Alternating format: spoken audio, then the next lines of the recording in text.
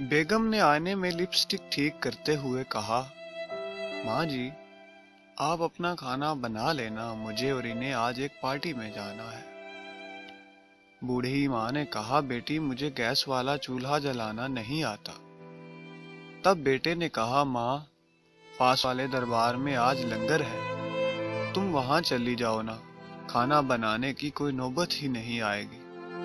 माँ चुपचाप अपनी चप्पल पहनकर दरबार की तरफ हो चली। ये सारा वाकया उनका 10 साला बेटा सुन रहा था।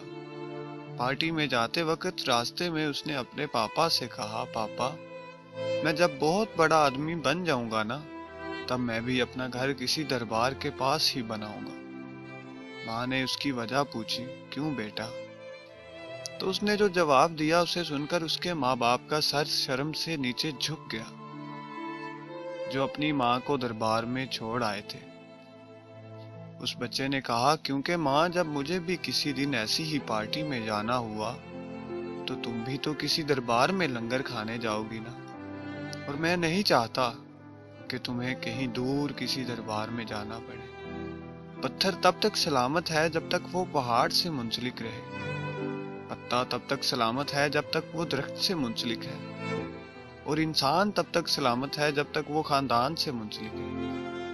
क्योंकि खानदान से अलग होकर आज़ादी तो मिल जाती है, लेकिन आज़ादी की खुशियां नसीब नहीं होती। एक कब्र पर लिखा था, किसको क्या इल्जाम दूं दोस्तों, किसको क्या इल्जाम दूं दोस्तों, जिंदगी में सताने वाले भी अपने थे और दफनाने वाले भी अपने।